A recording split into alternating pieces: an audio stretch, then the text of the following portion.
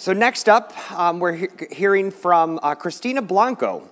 Christina traveled all the way from British Columbia in Canada to represent her team, EcoReturns. So watching Shamitha go, now are you more confident or more nervous? Well, I think I'm feeling good. It's going to be, yeah, I like the kind of questions the judges ask, and she responded really well, so I'm kind of motivated to do the same, so hopefully. So just tell us a little bit about what you're going to present on. So I'm going to be talking about a circular fishery investment model that kind of wants to move away from the linear supply chain that fisheries have right now, where fishing continues until fish stocks are depleted. We kind of be doing so by connecting consumers and investors to sustainable fishing practices. Oh, right on. Nice, thank you. Okay. Good luck. Yep. All right. So, hi everyone. As Matthew just said, my name is Christina. I'm a student of economics at the University of British Columbia in Canada. And I'll be introducing you today to the solution our team designed, EcoReturns, a circular fisheries investment platform. So can we eat well while doing good? EcoReturns says yes. We propose an investment platform that helps restore marine ecosystems and move towards a sustainable circular fishery supply chain that's moving away from the linear model where fishing continues until fish stocks are depleted. We plan to doing so by providing access to capital for fishers and conservation initiatives and financial rewards for consumers, thus incentivizing both the supply and the demand side of the fish market. And while doing so, we also want to inspire agency by showing change is possible using online tools that connect stakeholders, track impact, and spread values associated with sustainable local seafood. So why does it matter? According to the latest UN Food and Agriculture Organization report, 90% of the world fish stocks are now fully fished or overfished. This has caused the disappearance of an increasing number of species. And as you can see in the graphic, the percentage of species that have been exploited, overexploited, or collapsed in the past 60 years have gone up enormously to reaching like close to 90%. So rampant overfishing is causing a decline of busy marine ecosystems too. And in British Columbia, the area for which our solution was designed, this problem has been exacerbated by larger industrial fleets that have a really high ecological cost and the cost barriers that small-scale fisheries are facing. While per capita fish consumption has doubled in the 1960s, consumers, however, cannot easily participate in reducing their impacts. And why so? Because it doesn't exist a clear, convenient, and transparent pathway to do so, and there's a lot of confusion about existing initiatives. So what is a win-win solution we're proposing? Our circular fisheries investment platform consists of mainly 4 processes. First, individual and institutional investors and contributors make a financial contribution to a revolving fund. These contributions can take the form of ocean offsets and ocean loans. And EcoReturns manages and distributes these ocean offsets and loans, with ocean loans going to small-scale fisheries to adopt sustainable practices, and ocean offsets going to restoration organizations that engage in conservation initiatives. With this, we want to decrease the ecological impact of fishing, and at the same time, while participating in this program, fishers are going to be able to increase their income by becoming more efficient with the acquired gear that they're going to be able to buy with the loans, and also by taking part in an eco-labeling program for sustainable fish that allows them to sell their fish at a price premium that we've estimated around 10%. Thus, the initial financial flows have both ecological returns and financial returns, making our model financially sustainable and help us move towards a circular economy. All these activities will be oversight by the EcoReturns online platform, an innovative way of connecting consumers, investors, and contributors to sustainable practices. So ecosystems win, consumers win, and fishermen win. So what are exactly ocean loans? The low interest rate loans for small fishing boats that want to support and adopt sustainable practices. And with this capital, we're going to be supporting different types of innovation, such as better refrigeration facilities, improved gear, and certification. These innovations will derive certain material benefits, such as waste reduction, bycatch reduction, which is extremely important for the ecosystem, because currently 4 out of every 10 fish caught are bycatch. and also increase the value per pound. These material benefits, in turn, also produce certain economic and ecosystem benefits, such as increasing profits, we talked before, increasing ecosystems health, and increasing fish stocks, thus facilitating the flow of capital back to fishermen and back to the initial investors, completing the circle. Ocean officers are slightly different. They're financial contributors to conservation organizations that engage in different restoration initiatives and support habitat restoration, such as the herring spawning habitat restoration, shellfish conservation, and glass sponge reef conservation. By recovering whole ecosystems, we're not only having ecological positive impacts, but we're also generating certain economic benefits through more viable fisheries, support nations' traditional fisheries, and recreational opportunities for the local communities that live off these resources. The tool that connects it all is the online platform. This is an innovative way to connect investors, consumers, and contributors to learn more about fishers and conservation projects and the best way to contribute to them, track and evaluate impact of the innovations that are being supported through the revolving fund, and motivate participation by demonstrating progress and creating an online community of ocean protectors. We believe that it's technologically feasible. We're not creating new technology, but instead we're implementing the technology assisted to create a connecting point for all the stakeholders in the chain. What's innovative about EcoReturns and how it makes it any different from existing initiatives, such as community supported fisheries, microlending, and eco-labeling, is that integrates the best parts of each. So, for example, community supported fisheries currently is a model that supports small-scale fisheries, but it's tied to fish purchases. So how it happens in the beginning of the season, you make an upfront payment, and every 4 weeks or 2 weeks or monthly, you get a certain amount of fish. We're not doing so, and also they're not engaged in restoration initiatives. Eco-labeling and certification opportunities are great for promoting sustainable practices, but they have shown a bias against small-scale fisheries because of the implementation cost and the need for data. Microlending opportunities as offered by banks and other credit institutions offer economical support for the small-scale fisheries, but they have no tie to restoration initiatives either. So again, what EcoReturn does is integrate the most useful aspects of all these initiatives and use it to tackle their shortcomings. And that's kind of like our greatest asset of our team. We kind of integrated the best of each of us to overcome any possible shortcomings.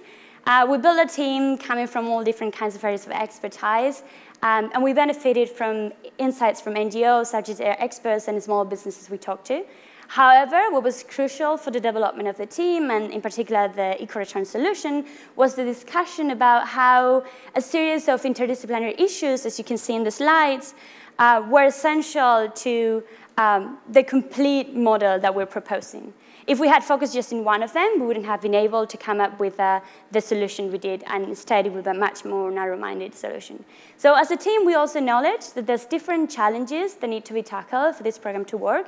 One of them is impact measurement criteria for ecological outcomes. It's really hard to measure them. So what we're proposing is to focus instead in actions, like quantifying the number of boats that are actually engaged in the program.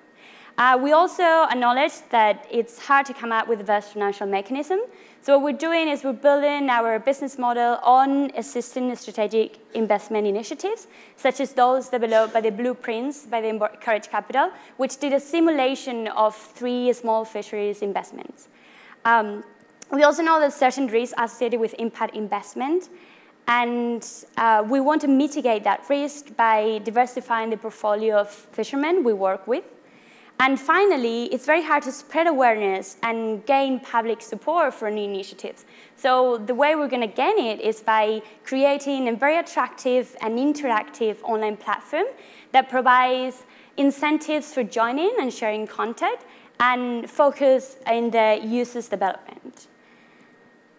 Finally, why we think our solution will work, why we think EcoReturns is the way forward. So there's existing local growing demand for certified sustainable seafood. Evidence includes a global scan survey where 54% of seafood consumers say that they will be willing to pay more for sustainable fish.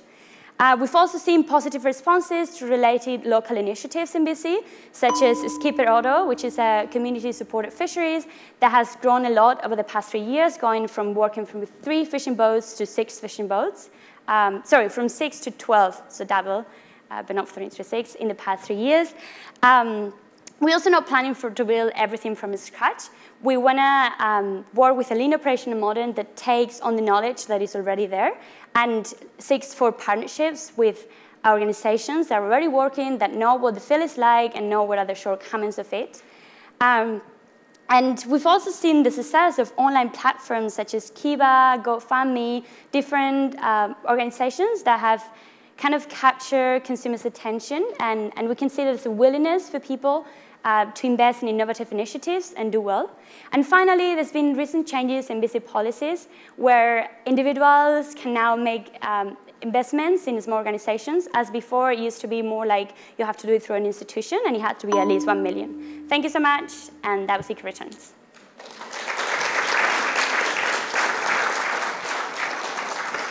Nice job.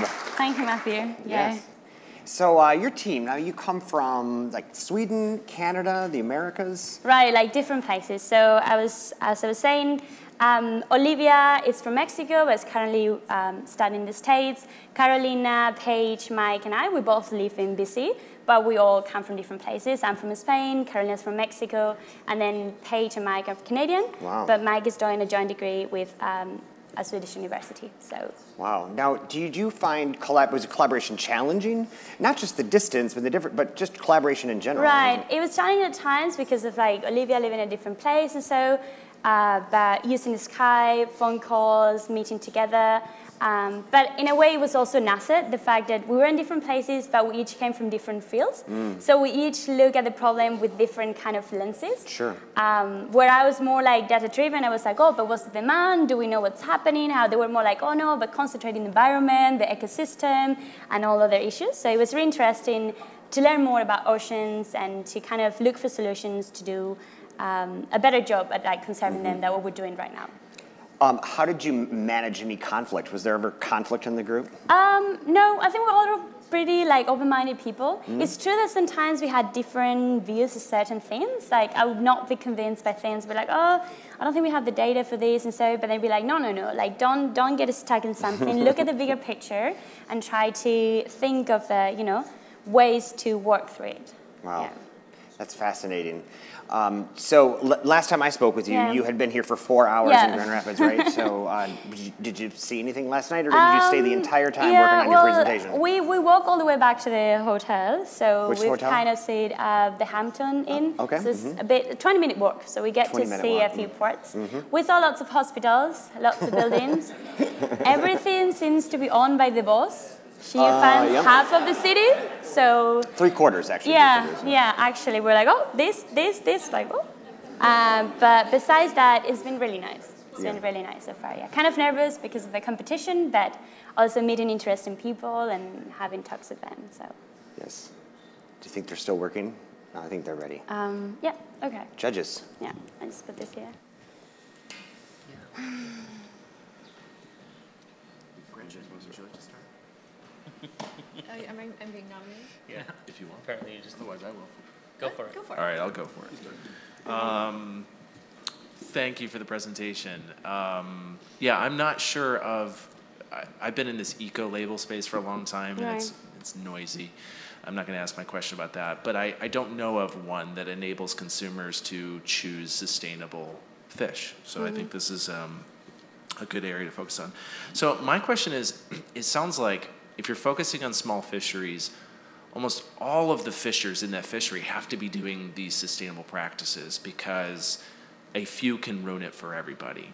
So if they've capitalized on their existing nets or their equipment, they may not be incentivized to spend more money or to take out a loan to improve their equipment for the benefit of the fishery. Then, we humans think very short term. And I'm wondering, have you guys thought about that, and how would you mitigate it? That was the reason that came up, because initially I was surprised that there was a need for it, and it turns out it doesn't come from us. There's a need from small-scale fishers right now that don't have access to capital. So while talking to different organizations like Skipper Auto, we found out that there are actually small improvements that they could make. It just had access to capital, but because they were not organized, they don't see it possible, and they don't kind of see it as a viable solution, and they're not ensure that they'll be able to sell their products once they make that big investment. So through our platform, what we want to do is exactly that. Talk to them, say, okay, how much is what you need? What is the kind of year you want to buy? And what will be the term payment that you'll be able to make? Which is kind of interesting. Also initially I didn't think they will need them. And it was them demanding more than us saying, you need a loan, take the money, and do something with it. And conceptually, I can see how this could benefit the fishery. I just wonder if there's a fatal flaw in there that you're going to get a group of fishers that just don't care, that are going to overfish, and then these other folks are stuck with loans that they don't know how to pay back. Right, exactly. We were kind of concerned about the way of selecting the fishermen, and we say, okay, this is the design of the idea, and we're trying to work with, for example, Skipper Auto that started small too, 6 fishing boats, and they've grown up to 12 over the years.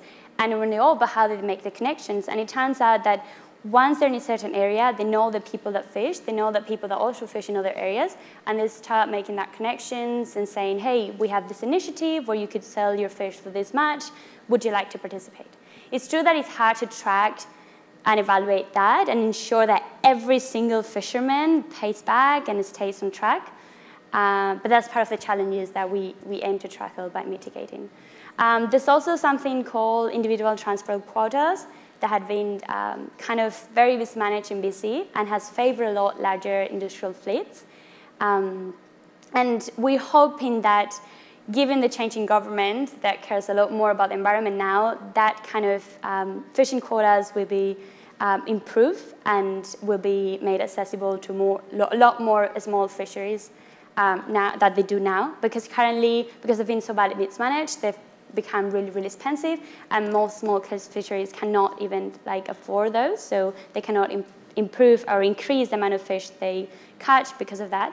So hopefully with Trudeau and the new government in place, they'll be caring a bit more about the oceans, because it's time to do so. Thank you. I'm going to address the eco-labeling aspect of this, because that's notoriously difficult to create and promote a successful eco-label. There are very few. Right.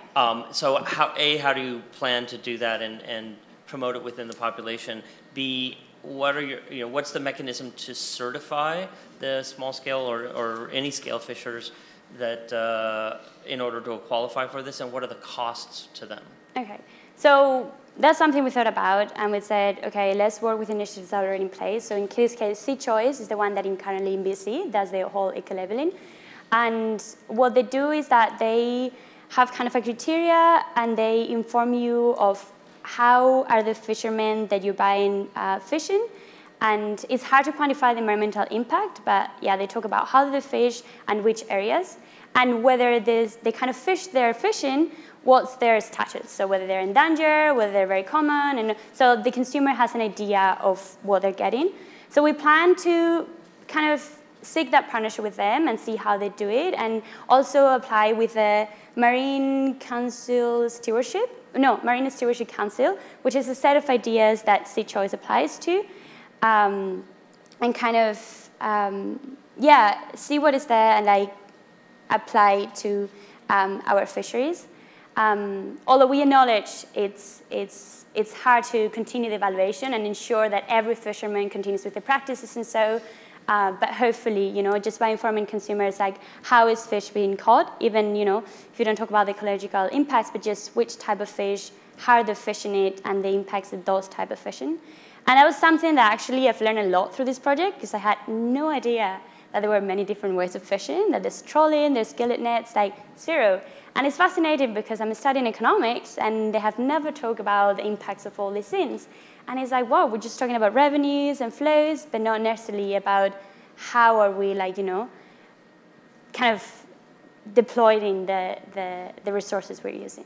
So. Well, and a follow-up to that, you mentioned there's a change in government in Yeah. Canada. Yeah. So what's the role of policy here? Because it seems like the easy way to do this is just create regulation or just create new standards that everyone has to... Right, yeah. So actually there's the Food Fisheries Act that Citrus has been lobbying a lot for the government to change the labeling and kind of adapt it to standards of the European Union, because currently you don't have to declare where your fish come from or how do you fish it. So at least what they want is like by regulation, you have to inform the people of how your fish was caught and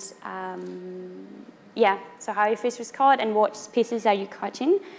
And we're hoping that this Fisheries Act will move forward to kind of become like a more like whole BC thing and hopefully all of Canada, so that consumers are aware of what's happening and kind of tied with our initiative, so that would have like the ocean loans and the offsets with that eco-labeling.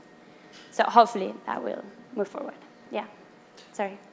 Whenever I judge for the Wege Prize, a warning alarm goes off in my head whenever I hear the phrase, "We're going to create an online platform." Could you put my mind at ease and tell me that you've seen an example of one working? Well, we've seen Kiva, which is a micro-lending, which is a bit different, but kind of what we have in mind is that you have this fisherman that you're working with, and you're gonna like talk about them and say what they're doing, and then inform the people that are providing the money, that are making either contributions to the offsets or making like the loans, and you're telling them where's the money going, how the fishermen invest in it, and also track them through time. So let's see, first year, this is the amount of fish we've sold, this is how the area is evolving, and it's challenging for sure, but we've seen a lot of like people concerned about decision BC, and not really any connecting tool that could like get all the efforts and all the people together. And we also think that once you see a platform, when you see something working, you also want to do more. Like it's kind of like peer kind of, how do you say, inspiration. When you see, oh, you care, I also care, we care. If you don't see those people, then you don't know they care. But if you see something that is working and they're all coming together to fund this project, then you might be, well, actually, this is happening. I want to be part of this. Yeah. Yeah, on that note, I was wondering, who are your target investors and contributors? Okay, so we want to start small. So that's why it's not that we're closing the doors to small, like big investment platforms, but we want to just tell that any individual that is willing to fund a small-scale fishery and has the ability to do so. It kind of starts with even like $200 investment. It doesn't have to be a huge thing. And that has been made possible only recently because of the change in the BC policy that now allows everyone to make that investment. Currently, we're just like people that care about the environment and are concerned about how we are utilizing our oceans and how we're deploying it of its resources. And also for the contributions, it's just more anyone that just wants to make a donation to an organization. And the EcoReturns platform is going to screen those organizations, and it's going to give it to them so they can choose which one. So kind of like Kiva works, so you can choose which organization you want to donate the money to, and they get like that kind of, they can choose where the money is going, rather than, oh, we're giving this money to the fund, and then we'll see what happens, and so, yeah. So initially, starting small and then hoping to expand in the future, yes. Okay. There's the blueprints that I was talking about of Encourage Capital that have designed it like for a bigger investment. And we've built on them, we've read a lot about how they've done the progress, but it's a much bigger project than what we want to start with. Yeah. Thank you. Yeah. There's just a few seconds. Okay, yeah, I know, it's like 5, and it's like kind of like, oh. But anyways, yeah, that's EcoReturns for you. Yeah. Okay. Perfect. Thank you. Great. Yeah. Yeah, thank you. Thank you. Let's hear from Christina. Thank you. Nice job. Awesome.